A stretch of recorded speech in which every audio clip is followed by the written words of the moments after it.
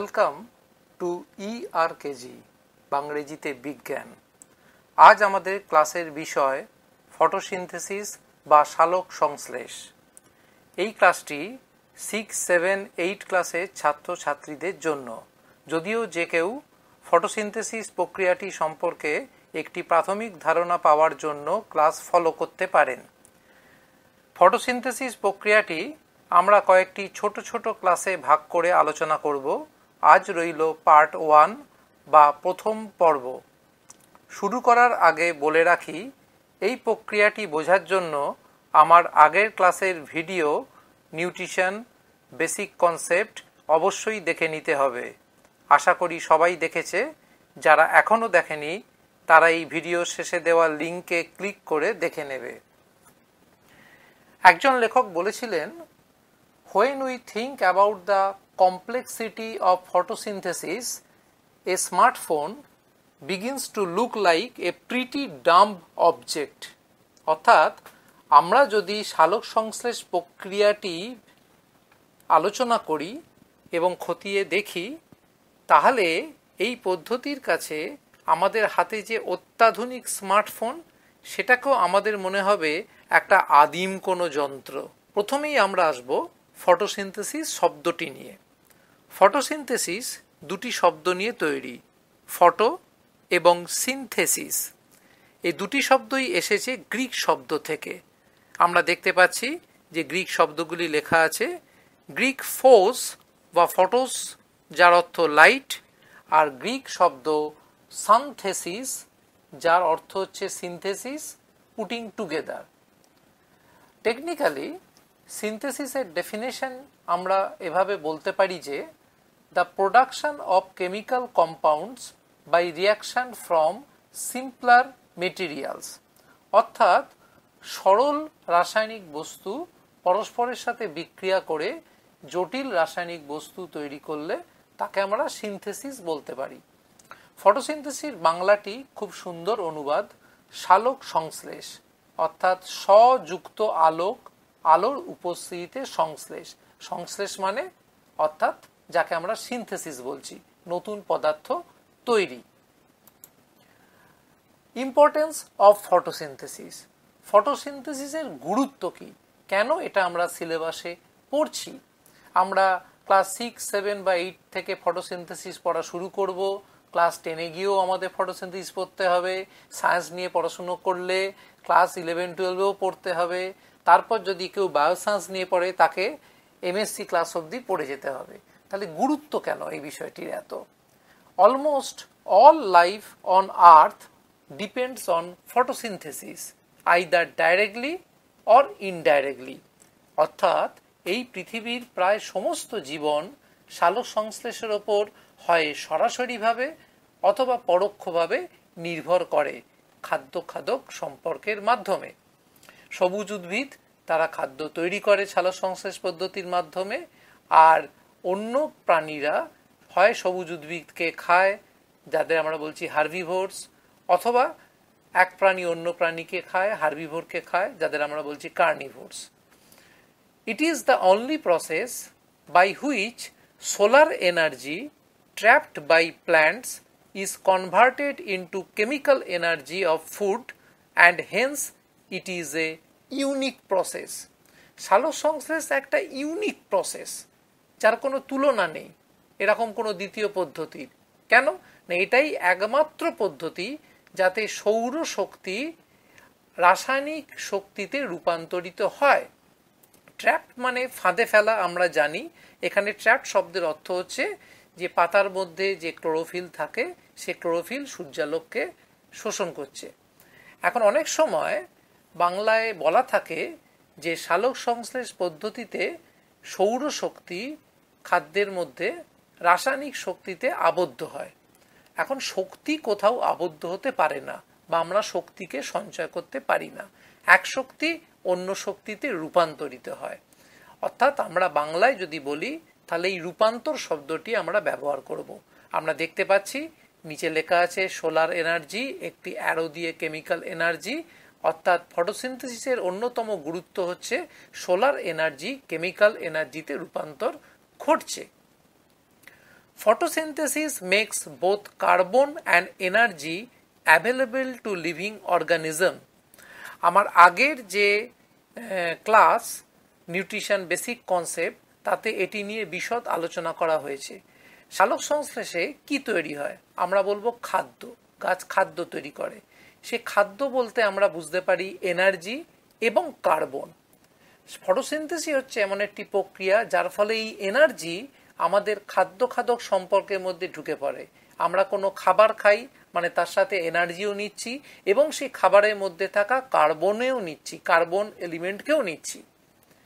Oxygen which is essential for all living organisms for respiration is released during photosynthesis. আমরা জানি আমাদের শ্বসনের জন্য oxygen প্রয়োজন, আর সালোক সংশ্লেষ পদ্ধতিতে এই অক্সিজেন গ্যাস বায়ুমণ্ডলে ছাড়ে। এখন আমরা আগের ক্লাস নিউট্রিশন বেসিক কনসেপ্টে এই চারটি নিয়ে বিশদ আলোচনা করেছি। ফটো অটোট্রফ আর কেমো হেটেরোট্রফ, এদের মধ্যে শক্তি এবং কার্বনের কিভাবে প্রবাহ হয় এখানে আমরা চারটি উল্লেখ করলাম। এটি বিশদ বোঝার জন্য তোমরা নিউট্রিশন চ্যাপ্টারটার ভিডিও দেখে নেবে। এবার আমরা আসব আর্থ এনার্জি বাজেট। বাজেট যেমন হয় প্রত্যেক বছর, তেমনি পৃথিবীর শক্তির বাজেট। এখানে বাঁদিকে আমরা দেখতে পাচ্ছি যে হলুদ রঙের তীরচিহ্ন নিচের দিকে চলে আসছে সূর্য থেকে।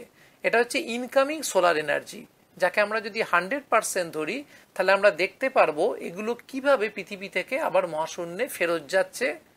যেমন এই ইনকামিং সোলার এনার্জির 6% অ্যাটমসফিয়ার থেকে রিফ্লেকশনে মহাশূন্যে চলে যায়, 20% মেঘেরা রিফ্লেকশন করে মহাশূন্যে পাঠিয়ে দেয়, আবার মেঘেরা অ্যাবজর্ব করে, বায়ুমণ্ডল অ্যাবজর্ব করে।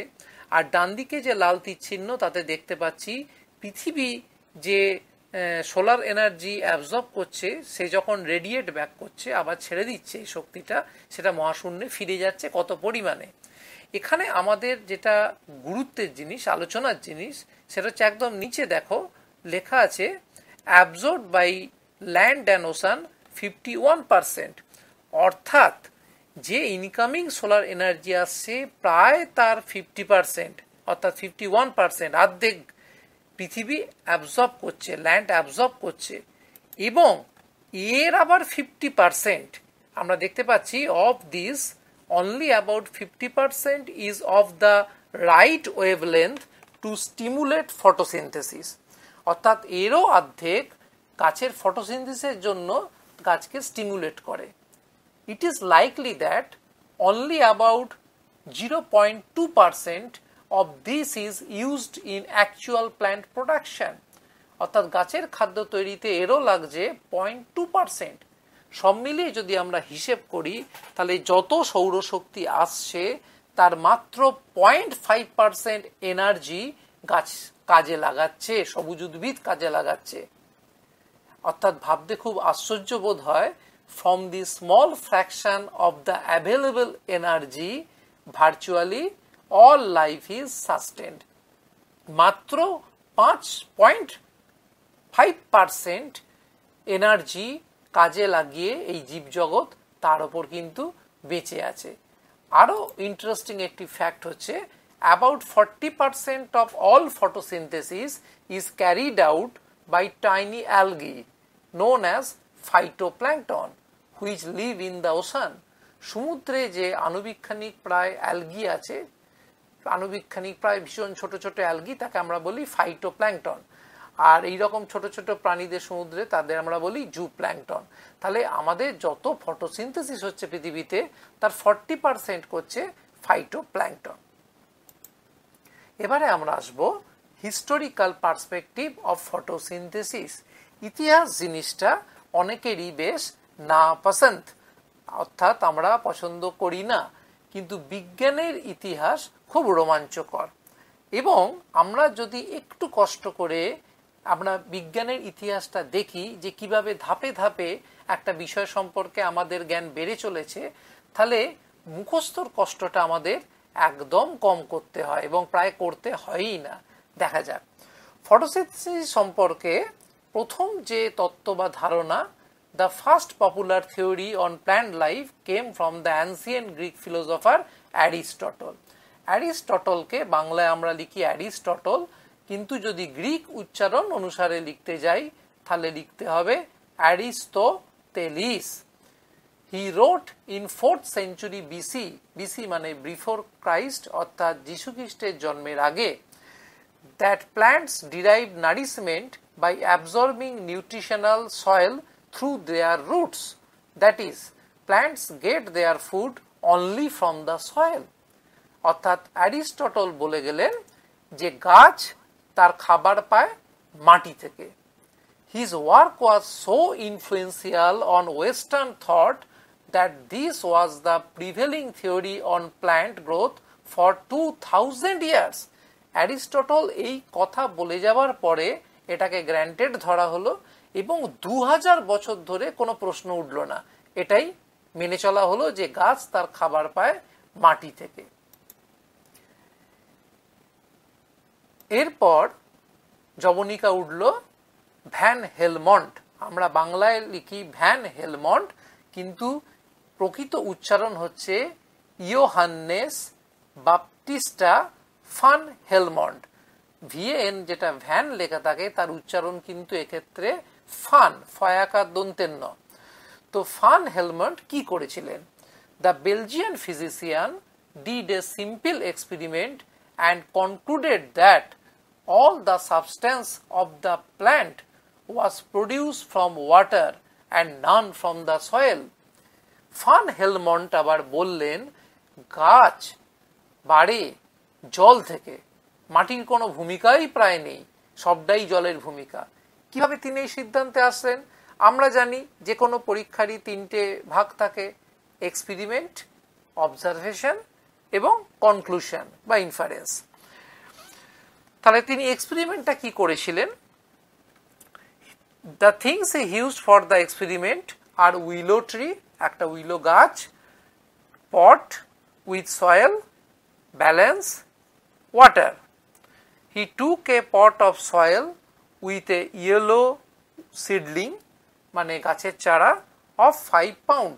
5 পাউন্ড মানে অ্যাপ্রক্সিমেটলি 2.2 কেজি। তাহলে 2.2 কেজি একটি উইলো গাছের চারা তিনি নিলেন। Then he weighed the pot of soil and the willow seedling separately. He planted the tree by sunlight and watered it every day. তিনি আলাদা করে ওজন করলেন মাটির ওজন। মাটির ওজন হলো এখনকার হিসেবে 90.8 কেজি, আর এটাকে তিনি রোদে রেখে নিয়মিত জল দিতে শুরু করলেন। এবার অবজারভেশন কি হলো? After 5 years, 5 বছর পরে observation, he took the tree out and weighed it. The tree gained 169 pound, that is equivalent to 76.8 kg. Then he weighed the soil, thinking that the weight of the tree came from the soil. এবার তিনি মাটি ওজন করলেন, তিনি ভাবলেন গাছের এই যে ওজন বৃদ্ধি হয়েছে এটা মাটি থেকেই এসেছে। But the weight of the soil ওয়েড nearly the same. মাটির ওজন আগে ছিল 90.8 কেজি, এখন মাটির ওজন দাঁড়ালো 90.23 কেজি, অর্থাৎ মাত্র 57 গ্রাম লেস, 57 গ্রাম কম, মাত্র 5 বছর পরে। Conclusion, he concluded that the weight gained by the tree was not from the soil, as the weight of the soil remained approximately unchanged. So he believed that the weight gained by the tree was due to the water which he gave the plant for 5 years. অর্থাৎ fun Helmont বললেন মাটি নয়, যা গাছ যা পায় জল থেকেই পায়। আমরা একটা বেলজিয়ামের ব্রুসেলসে ফান হেলমন্টের মূর্তি দেখতে পাচ্ছি। আমরা যদি ভাবি ফান হেলমন্ট শুধুমাত্র উইলো গাছ এবং মাটি ওজন করেই এই মূর্তিটি তা স্থাপন করা হয়েছে, তাহলে ভুল করব। ফান হেলমন্টের বিজ্ঞানে আরও অবদান আছে। তোমরা শুনলে আশ্চর্য হবে যে গ্যাস শব্দটা আমরা এখন ব্যবহার করি, সলিড লিকুইড গ্যাস, এই গ্যাস শব্দটা কিন্তু তিনিই প্রথম ব্যবহার করেছিলেন। He was the first to understand that there are gases distinct in kind from atmospheric air and furthermore invented the word gas. শুধু তাই নয়, কোনো জিনিস পুড়লে যে কার্বন ডাই অক্সাইড গ্যাস বেরোয় আর ফার্মেন্টেশন পদ্ধতিতে যে গ্যাস বেরোয় সেটাও যে একই গ্যাস কার্বন ডাই অক্সাইড, তিনিও তা দেখিয়েছিলেন। তোমরা এর সম্পর্কে আরো অনেক কিছু পরে পড়ে নিতে পারো। এরপর আমরা আসব প্রিস্টলের কাছে। The first evidence that gases participate in photosynthesis was reported by Joseph Priestley in 1772.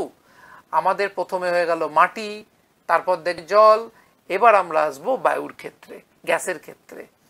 Joseph প্রিস্টলে আমরা বাংলায় লিখি, এর প্রকৃত উচ্চারণ হচ্ছে জোজেফ প্রিস্টলি। তাহলে প্রিস্টলি কি দেখালেন? showed that plants have the ability to take up carbon dioxide gas from the atmosphere and release oxygen gas. কিভাবে দেখালেন? কি এক্সপেরিমেন্ট করলেন? He knew that if a burning candle is placed in a sealed chamber, the candle soon goes out. অর্থাৎ তিনি দেখালেন একটা close চেম্বারে যদি আমি একটা মোমবাতি জ্বালি তাহলে মোমবাতিটা খানিকক্ষণ জ্বলেই নিভে যাবে। If a mouse is then placed in the chamber, it soon suffocates because the process of combustion has used up all the oxygen in the air, the gas on which animal respiration depends. অর্থাৎ মোমবাতি যখন জ্বলছে, combustion হচ্ছে, সে অক্সিজেনটাকে ব্যবহার করে ফেলছে, অর্থাৎ বাতাসের সেই উপাদানকে ব্যবহার করে ফেলছে যে উপাদান শ্বাসকার্যের জন্য আমাদের দরকার, শ্বসনের জন্য আমাদের দরকার, ইঁদুরটার দরকার ছিল, তাই ইঁদুরটাও কিন্তু সেখানে সাফোকেটস অর্থাৎ শ্বাসরুদ্ধ হয়ে মারা যাবে। However, Priestley discovered that if a plant is placed in an atmosphere lacking oxygen, it soon replenishes the oxygen and a mouse can survive in the resulting mixture. অর্থাৎ যদি সেই পরিবেশে একটা সবুজ গাছকে রেখে দেওয়া হয় তাহলে সেই উপাদানটাকে সে রিপ্লেনিশ করবে, অর্থাৎ আবার উপাদানটাকে সে বাতাসের মধ্যে ফিরিয়ে আনবে এবং ইঁদুরও কিন্তু এই অবস্থায় বেঁচে থাকতে পারবে। তাহলে প্রিস্টলে thought that it was simply the growth of the plant that account for this. প্রিস্টলে ভাবলেন এর সাথে গাছের বৃদ্ধির একটি সম্পর্ক আছে।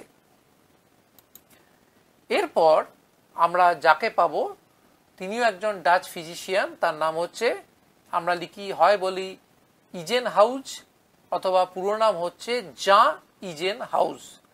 JAN, এটা জান নয়, এটা হচ্ছে বর্গীর জয় চন্দ্রবিন্দু আকার Jean, who discovered in 1778 that the effect observed by Priestley occurred only when the plant was illuminated. অর্থাৎ ইজেন হাউস দেখালেন প্রিস্টলের পরীক্ষাটা তখনই সফল হবে যদি ওই গাছটাকে রোদে রাখা হয়, সূর্যের আলোতে রাখা হয়। A plant kept in the dark in a sealed chamber consume oxygen just as a mouse does. যদি গাছটাকে অন্ধকারে রাখা হয় তাহলে কিন্তু সে বাতাসের মধ্যে সেই শ্বাসকার্যের জন্য প্রয়োজনীয় উপাদানটা সেও কিন্তু খরচ করে ফেলবে। Isn't house also demonstrated that only green parts of plants liberated oxygen during photosynthesis. তিনি আরো একটা খুব উল্লেখযোগ্য কাজ করলেন, তিনি দেখালেন এই অক্সিজেন কিন্তু গাছের সবুজ অংশই খালি নির্গত করে, অন্য কিন্তু সবুজ নয় এরকম অংশ নয়। Non green plant structure such as woody stem, roots, flowers and fruits actually consume oxygen in the process of respiration. এরা কিন্তু অক্সিজেনকে কনজিউম করে, অক্সিজেন এরা ছাড়ে না। We know now that this is because photosynthesis can go on only in the presence of the green pigment chlorophyll. আজকে আমরা জানি যে গ্রিন ফটোসিনথেটিক পিগমেন্ট ক্লোরোফিল সেই এর জন্য দায়ী। এরপর আমরা পাবো এ সুইস মিনিস্টার যা নেবিয়ে, আগে বাংলা বইতে লেখা থাকতো যা নেবিয়ে, এখন যদি আমরা উচ্চারণ দেখি গুগলে তাহলে দেখব উচ্চারণটি হচ্ছে যা সেনেবিয়ের। He discovered that the growth of plant is accompanied by an increase in their carbon content and the source of this carbon is carbon dioxide. এটি উল্লেখযোগ্য আবিষ্কার। তিনি দেখালেন গাছের এই যে ওজন বৃদ্ধি হয় বা তার যে গ্রোথ হয়, এর যে কার্বনটা, সে কার্বনটা আসে বাতাসের কার্বন ডাই অক্সাইড গ্যাস থেকে। এবং তিনি আরো একটা কথা বললেন যেটা কিন্তু পরে ভুল প্রমাণিত হলো। তিনি বললেন যে release of oxygen during photosynthesis accompanies the uptake of carbon ডাই অক্সাইড, অর্থাৎ ফটোসিনথেসিসে যে অক্সিজেন নির্গত হয় এর সাথে কার্বন ডাই অক্সাইড নেওয়ার কোনো একটা সম্পর্ক আছে। ব্যাপারটা কিন্তু তা নয়, আমরা পরে দেখব। এরপর আমরা পাবো একজন বিখ্যাত বিজ্ঞানী এফ ব্ল্যাকম্যান, ইনি ব্রিটিশ প্ল্যান্ট ফিজিওলজিস্ট ছিলেন। He concluded that at least two distinct processes are involved in photosynthesis. One, a reaction that requires light, and the other, a reaction that does not. This latter is called a dark reaction, although it can go on in the light. খুব সহজ ভাষায় বলতে গেলে Blackman দেখালেন সালোক সংশ্লেষ বা photosynthesis প্রক্রিয়াটাকে আমরা দুটো ভাগে ভাগ করতে পারি। একটা ভাগের জন্য যে রিয়াকশনগুলো হয় তার জন্য সূর্যের আলো প্রয়োজন, আর একটা ভাগে যে রিয়াকশনগুলো হয় তার জন্য সূর্যের আলো প্রয়োজন নেই। একে বাংলায় আমরা আলোক দশা, অন্ধকার দশা বলি। অনেক সময় ছাত্রছাত্রীরা ভেবে নেয় যে অন্ধকার দশাটা বোধহয় রাত্রিবেলা হয়। ব্যাপারটা তা নয়। অন্ধকার দশাকে অন্ধকার দশা এই জন্যই বলা হয় কারণ এর যে রিয়াকশনগুলো সেগুলো লাইট ডিপেন্ডেন্ট নয়। আরেকজন আমেরিকান মাইক্রোবায়োলজিস্ট ভ্যান নিয়েল লেখা হয়, কিন্তু এর প্রকৃত উচ্চারণ হচ্ছে ফান নিয়েল, ভিএন ভ্যান, এক্ষেত্রে হচ্ছে ফান, ফয়াকার ন ফান, who first glimpse the role that light plays in photosynthesis. তিনি আধুনিক যুগে আলোর অ্যাকচুয়ালি কাজটা কি ফটোসিনথেসিসে সেটা তিনি খুঁজে বার করলেন। এরপর আমরা পাবো স্যামুয়েল রুবেনের নাম অ্যান্ড হিজ কো ওয়ার্কার্স। তিনি একা করেননি, তার সাথে সঙ্গী সাথীরা ছিল। কো ওয়ার্কার্সের ক্ষেত্রে অনেক সময় আমরা একটা এট অল শব্দ ব্যবহার করি, ছোট হাতের ইটি একটু গ্যাপ দিয়ে স্মল এল, এট অল মানে হচ্ছে co workers. At the university of California had shown the path of carbon in photosynthesis. তিনি দেখালেন এই ফটোসিনথেসিসের যে বিভিন্ন রিয়াকশন, যে প্রক্রিয়া, তাতে কার্বনের পথটা কি, কার্বন এই এলিমেন্টটা কোথা থেকে কোথায় কিভাবে যাচ্ছে। Their experiment had shown that the oxygen gas produced in photosynthesis comes from water. এরাই দেখালেন যে ফটোসিনথেসিসে যে অক্সিজেন গ্যাস গাছ ছাড়ে তার উৎস কিন্তু কার্বন ডাই অক্সাইড নয়, তার উৎস হচ্ছে জল। তাহলে আমরা এই যে ইতিহাসটা অল্প শিখলাম, এর থেকে মেন পয়েন্টস আমরা কি পেলাম যেগুলো আমাদের পড়াতে কাজে লাগবে। Photosynthesis is the process by which green plants prepare their own food. Sun is the ultimate source of energy for all living organisms. The main requirements of photosynthesis are carbon dioxide, water, sunlight, and chlorophyll. Among them, carbon dioxide and water are called as raw materials for photosynthesis. সালোক সংশ্লেষের কাঁচামাল বলতে carbon ডাই oxide আর জলকে বোঝানো হয়। ভুল করেও কিন্তু কখনো যেন সানলাইট বা ক্লোরোফিলকে লিখো না। Photosynthesis is a process of carbon assimilation. Photosynthesis হচ্ছে একটি কার্বন অ্যাসিমিলেশন পদ্ধতি। অনেক সময় আমরা বলি ফটোসিনথেসিসের আরেক নাম হচ্ছে কার্বন অ্যাসিমিলেশন। তা কার্বন অ্যাসিমিলেশন কাকে বলে? Carbon assimilation is the conversion process of inorganic carbon, that is carbon dioxide, to organic compounds by green plants, that is by the process of photosynthesis. অর্থাৎ ইনঅর্গানিক কার্বন যেটা বাতাসে আছে, carbon ডাই oxide, সেটার সেই কার্বনটা চলে যাচ্ছে যে খাবার তৈরি করছে প্ল্যান্ট, অর্থাৎ আমি যদি গ্লুকোজ ধরি, তার মধ্যে ঢুকে যাচ্ছে, অর্গানিক কম্পাউন্ডের মধ্যে ঢুকে যাচ্ছে। এই প্রক্রিয়াটা কি বলা হয়? Carbon assimilation. The source of oxygen released during photosynthesis is water. তাহলে এবার হোমওয়ার্কের পালা। Question number 1, green plants synthesize their food themselves by the process of dash. They are dash. 2, in photosynthesis solar energy is captured by the pigment called dash. Next question, fill in the blanks. During photosynthesis dash energy is converted into dash energy. Next question, the raw materials for photosynthesis are dash and dash. Next question, what is the ultimate source of energy for all living organisms? Next question, what do you mean by carbon assimilation? Next question, what is the source of oxygen produced during photosynthesis? এবার আমরা কিছু extra question দেখে নেব। Question number 1, about 40% of all photosynthesis is carried out by option A ferns, B mosses, C algae of ocean, D large trees. Question number 2, the ultimate biological energy comes from A glucose, B sunlight, C air, D water. Question number 3, as per Aristotle plants get their food only from the dash, fill in the blanks. Question number 4, who concluded that all the substance of the plant was produced from water and none from the soil? Question number 5, who showed that plants have the ability to take up carbon dioxide gas from the atmosphere and release oxygen gas? Question number 6, who first demonstrated that only green parts of plants liberated oxygen during photosynthesis? Question number 7, who discovered that the growth of plant is accompanied by an increase in their carbon content and the source of this carbon is carbon dioxide? আজকের জন্য class শেষ।